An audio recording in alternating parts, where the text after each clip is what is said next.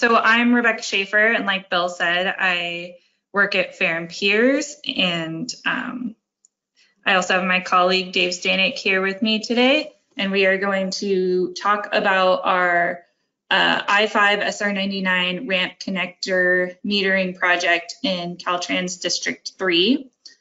So this study investigated the effects of installing ramp meters on the I-5 SR9 interchange in northern Sacramento. So that's right here.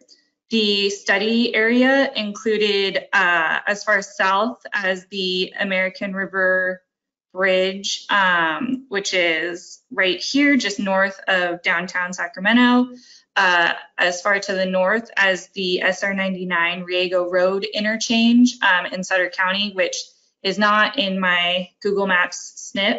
And then as far west as the I-5 Airport Boulevard interchange, which is provides access to the Sacramento airport.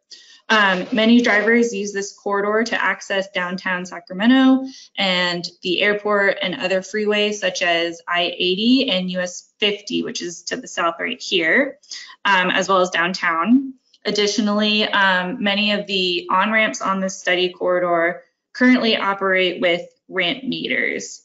On this slide, I also have a description of the bottlenecks during the peak periods. During the AM peak period, most of the bottlenecks occur on I-5 southbound, as many drivers are heading downtown and there are limited river crossing options. And then during the PM peak period, bottlenecks occur again on southbound I-5, and then there's also a bottleneck on northbound I-5.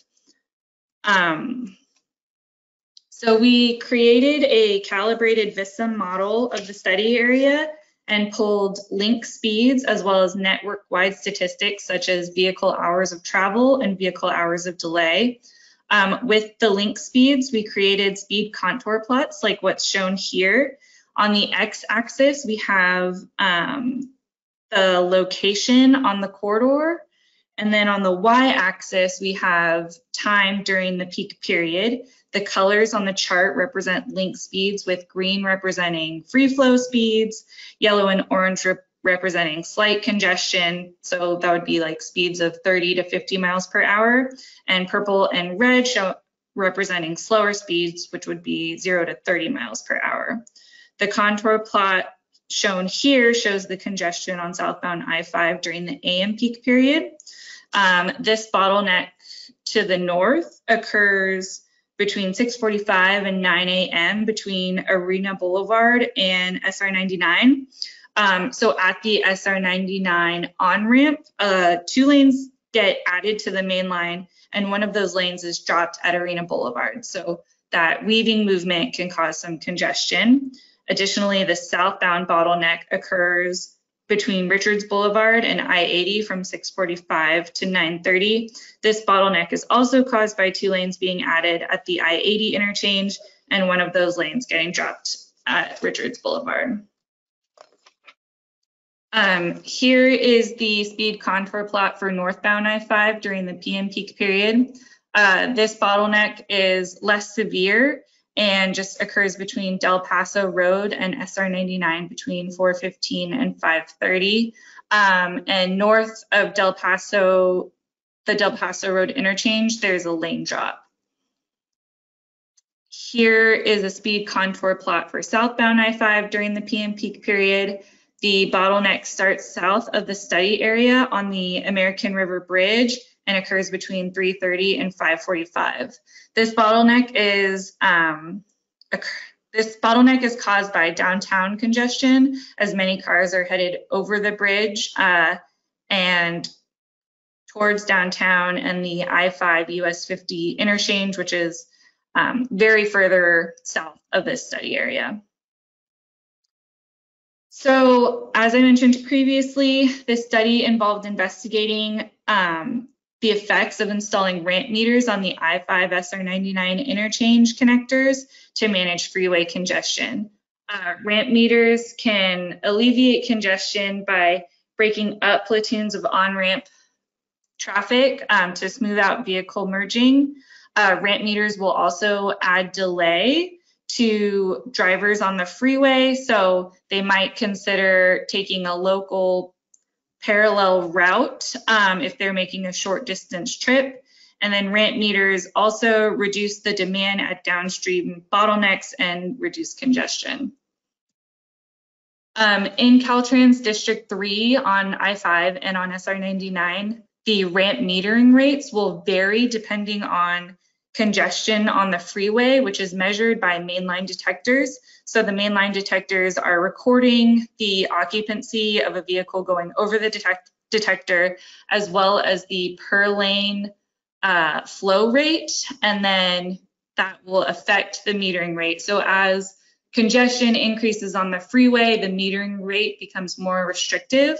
And on the slide, I have a snip of the signal timing plan provided by Caltrans, so you can see the different steps of the metering rate, the occupancy threshold, and the flow rate threshold. And you can see how at step 15, the metering rate is very restrictive and the occupancy and flow rate are quite high. So to model this in VISM, we created a VAP code, so then the metering rate could vary across the peak period. So we'll walk very quickly through the coding. So in this section of the code, we are calculating the per lane flow rate and the average occupancy on the main line. And we are resetting the per lane flow rate calculation for every 3 minutes. In this section of the code, we are basically assigning a step of that signal timing plan based on the flow rate, and we set up a similar code to assign a step based on the occupancy. And then in this section, we're basically comparing these steps from the flow rate and the step calculated from the occupancy and telling the signal to implement the more restrictive step. So whatever step was higher, that is what the signal is going to implement. And here's the section of the code that basically cycles through the phases, green and red, as they get called. And then you'll also notice in the last line of code, the ramp meter is going to be active after the seeding period, and then it will turn off, leaving an hour of the peak period to be unrestricted. So for this study, we looked at the installing ramp meters on the southbound SR99 to southbound I-5 connector, the southbound SR99 to northbound I-5 connector, and the southbound I-5 to northbound SR99 connector. And next, Dave is going to talk about the results of that installation. All right, thank you, Becca. Important to note here, the improvements of adding the ramp meters didn't involve any widening for the southbound to southbound connector. I think the other two connectors did have widening to provide an HOV bypass. So we plugged those improvements in, and so those are the only changes to the model for the build condition. So this results table here shows the overall peak period. It's the 4-hour AM peak period and the 4-hour PM peak period results on a network-wide basis, comparing the no build, which again has ramp meters on several local interchanges, and the build alternative, which adds the ramp meters to those 3 ramps that we saw in the previous slide at the I-5-99 interchange. And so looking at the AM peak period, that's the one where we see the greatest change in results. Most importantly, if we look at things like the vehicle hours of delay and the average speed, we see conditions get quite a bit worse actually with the build alternative. And what's happening there is that there's a lot of demand on southbound 99 heading to southbound I-5 in the AM peak period. And by installing those ramp meters, we're able to constrain that demand, which makes the resulting I-5 conditions better, but there's not much capacity there to store traffic at the ramp meters. So that creates a lot of congestion on southbound I-99, which we'll show here in a few minutes on the speed contour plots. During the PM peak period, we see that there is a slight worsening of conditions on an overall basis. The vehicle hours of delay also goes up, but not nearly as much. And again, the average speed goes down a bit as well. And this is, again, due in part to that the southbound congestion that is introduced at the ramp meter, because we're adding delay to those southbound 99 to southbound I-5 traffic, kind of is higher than the reduction in southbound I-5 congestion that happens quite a bit further to the south. So let's go ahead and take a look at those speed contour plots. So here we're comparing the no build at the top with the build alternative at the bottom. And this is looking at kind of the main area of interest, which is I-5 southbound during the AM peak period.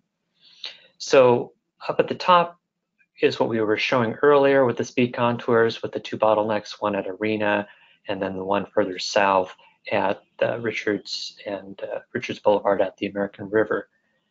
And when we implement the ramp metering for that major movement from 99, we're able to clear up the congestion at Arena Boulevard for the time period in which the meter is on, which is from 6 a.m. to 9 a.m.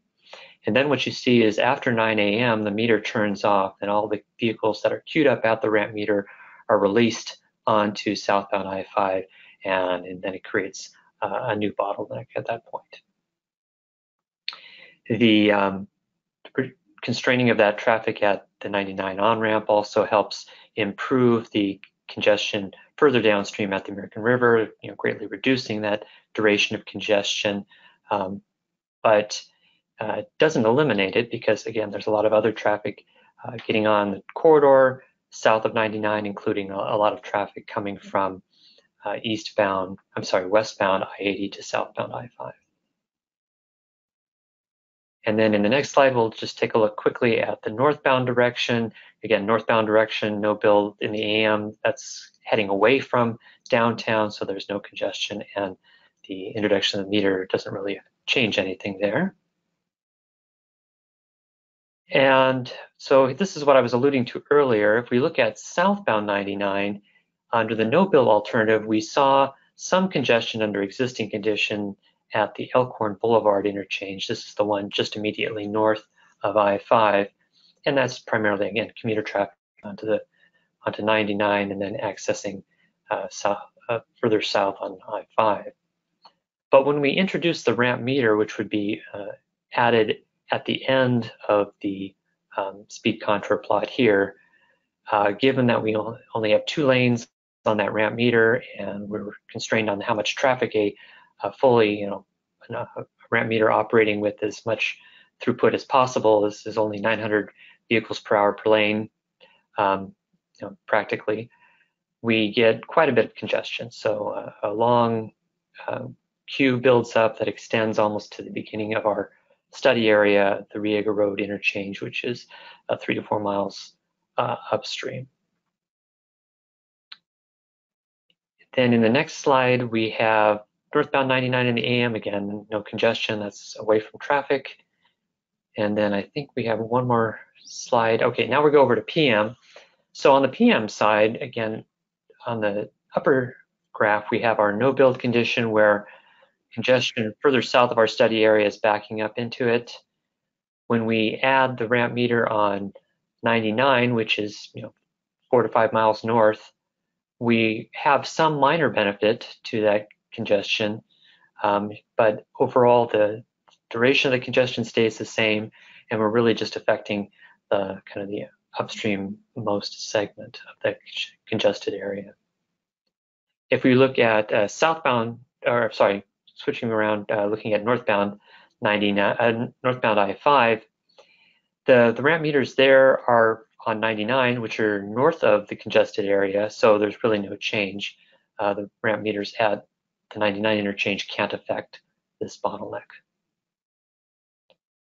In the next slide, we have southbound 99 in the PM peak period. So this is showing the effect of adding the ramp meter. With the ramp meter, we at the end of the freeway section, we queue up traffic on the connector, and that's basically what's shown in the lower graph. We don't create a queue that's miles long in that it only stays on the ramp meter itself. However, there is some added delay because vehicles are waiting at that new ramp meter.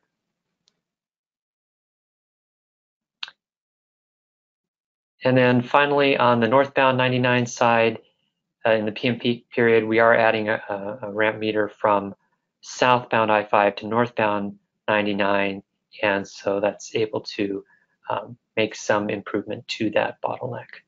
There isn't a whole lot of improvement there just because the volume for that movement is relatively low. So even if we meter it to help constrain and smooth out that weaving section that exists between I-5 and Elkhorn Boulevard, the higher volume coming from northbound I-5 heading to northbound 99 really dominates and creates the congestion there. So again, we are showing some improvement with the ramp meter. So when we took a look at these results and we saw that, hey, just adding the ramp meter on that southbound connector from 99 to I-5, we're showing this really, poor operating conditions on southbound 99. We looked at a couple of options. One was, what if we widen that ramp to 3 lanes so that we could provide some more storage? That would, again, have some benefit in terms of reducing the queue. However, that greatly increases the cost of the project and requires right-of-way. If we were to even go further in terms of widening the connector, we'd have to widen a bridge, so very expensive. And even with all those improvements, we'd still see congestion downstream. The other option down at the bottom here, option 3, is operating the meter with 3 cars per green. That can increase our theoretical output from about 900 vehicles per lane up to maybe 14 to 1500 cars per green. But it's really difficult to get that kind of flow rate just because it's, especially with higher profile vehicles, when you're the 3rd car, it's hard to tell if you're the 3rd or the 4th car in the row. And so it's just not as effective signal operation. So the other option was, well, let's just remove the ramp meter because, again, we're still having congestion southbound on I-5. We can't really eliminate all of it by metering. So the other option was to just remove the ramp meter altogether, and then that's the one that Caltrans ultimately chose. So the project is moving forward, the one that we studied, with the ramp meters on 2 of the ramps, but the one for the southbound 99 to southbound I-5 connector is not going to be installed. And I think with that, we'll open it up for questions. Great, thanks, Dave. Thanks, Rebecca. Looking at our questions here. Let's go ahead and start with the first one. It says, did you consider modeling braided ramps as an alternative to alleviate the congestion for the project? Well, I'll start with that. There's a follow-up to that as well. Yeah, I guess I'll go ahead and take that one. So the bottleneck location is really, immediately, the first bottleneck that you come to on southbound I-5 is really the lane drop that happens at Arena Boulevard, which is 2 interchanges to the south. The weaving section that exists between 99 and Del Paso Road, which is the interchange in the middle. Becca, could you pull up the map? Maybe that might help as we talk about this. Yeah, sure. That could benefit, that weaving section could benefit from a braided ramp. situation. But really, the constraint point is at Arena Boulevard, and so if we, I think there are some plans to provide some improvements to I-5, in the 5 to 10 year time frame where that bottleneck could be removed. But for this project, which is more of a short-term 1 to 2 year type improvement, we didn't look at that type of improvement. Okay. Great. Next question says, looks like SR99 to I-5 ramp demand exceeds the meter capacity. Do you see the ramp meter running at the maximum rate set? And if so, can we increase that high limit?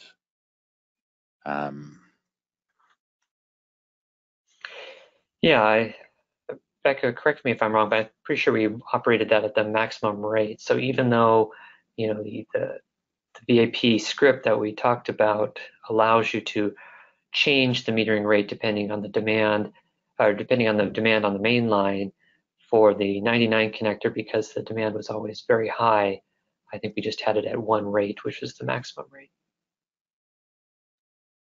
Yeah, that's correct.